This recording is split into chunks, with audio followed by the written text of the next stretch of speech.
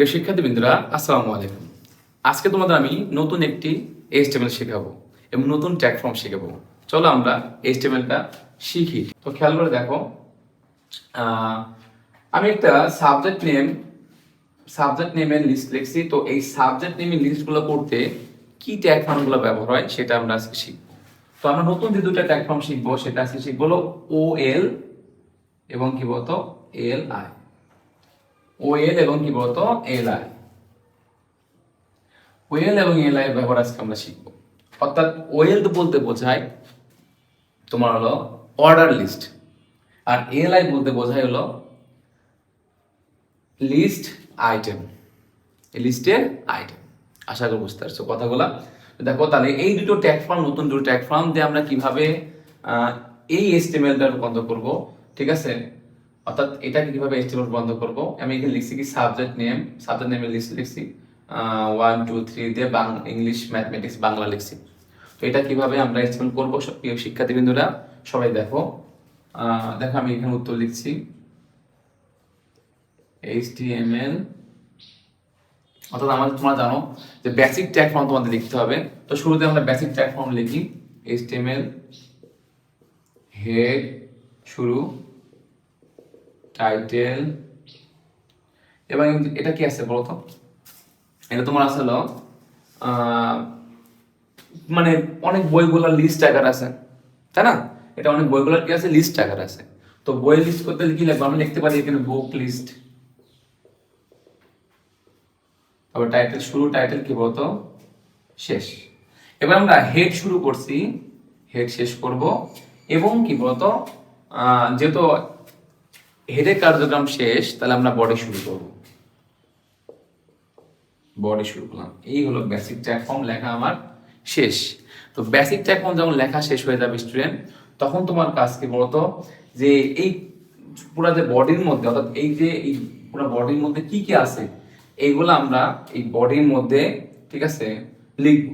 ঠিক আছে, তো কিভাবে লিখবো দেখো, এখানে প্রথমে শুরুতে আছে সাবজেক্ট নেম, যেটা আন্ডারলাইন করা আছে। আর এটা কোনো টেবিল টেবিল টেবিল না, কোনো কিছু না, এগুলো জাস্ট এখানে লিস্ট আকার আছে। সেই ক্ষেত্রে এখানে টিআর বা টিডিটিএস এগুলোর কোনো ব্যবহার আসবে না। তো সাবজেক্ট নেম এখানে আন্ডারলাইন আছে, নিচে আছে আন্ডারলাইন আছে। তো সেই ক্ষেত্রে আমরা কি করতে পারি, কি লিখতে পারি, যে আন্ডারলাইন দিয়ে সাবজেক্ট নেম দিলাম এবং আন্ডারলাইন কি বলতো শেষ। প্রিয় শিক্ষার্থীবৃন্দরা দেখো, আমাদের সাবজেক্ট নেমটা যে আনলাইন করা আছে, এটা আমাদের করা শেষ। আনলাইনটা শুরু করে সাবজেক্ট নেমটা আনলাইন কি বলতো শেষ। এরপর দেখো এই সাবজেক্ট নেমটা কি আছে বলতো স্টুডেন্ট, লিস্ট আকার আছে। কি আকার আছে? লিস্ট আকার আছে, তাই না? দেখো 1 2 3 এভাবে লিস্ট আকার আছে।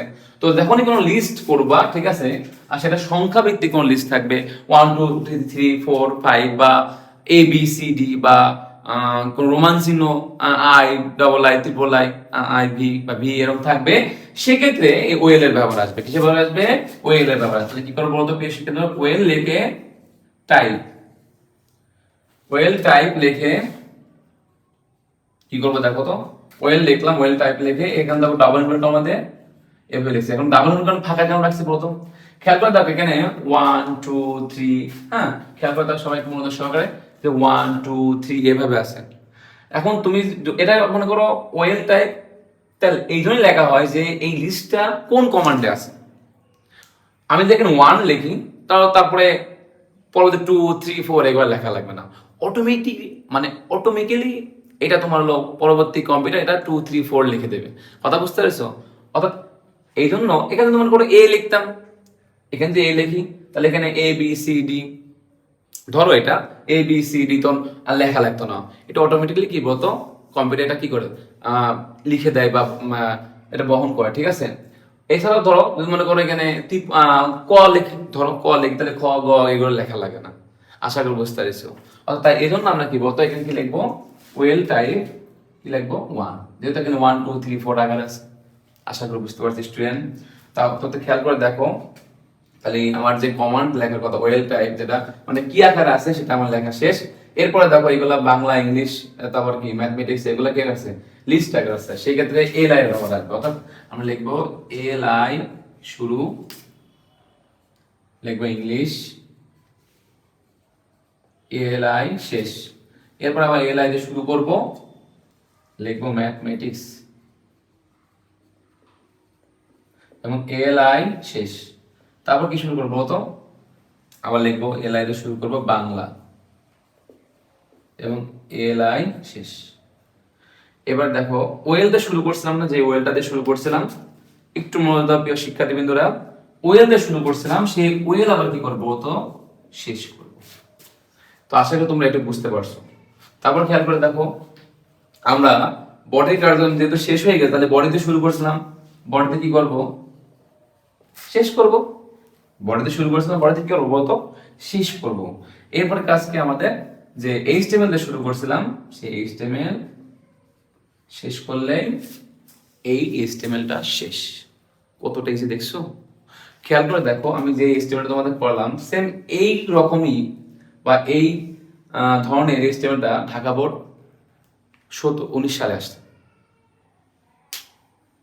ঢাকা বোর্ড কোথায় আসছে? মেবি 17 কি 19 আসছে।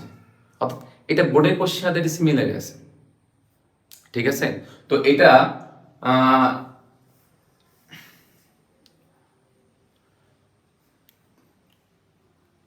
এটাই বলা যায় যে তোমরা যদি এই কোয়ালিটি এটাই বলা যায় যে তোমরা যদি এই ধরনের এইচটিএমএল গুলা করো, তাহলে তোমরা বোর্ডের কোশ্চেন গুলা কি করতে পারবা, সলভ করতে পারবা। তো প্রিয় শিক্ষার্থীবৃন্দরা, আজকের ক্লাস এ পর্যন্তই। আশা করি তোমরা বুঝতে পারছো। সবাই সুস্থ থাকবা, ভালো থাকবা। আল্লাহ হাফেজ।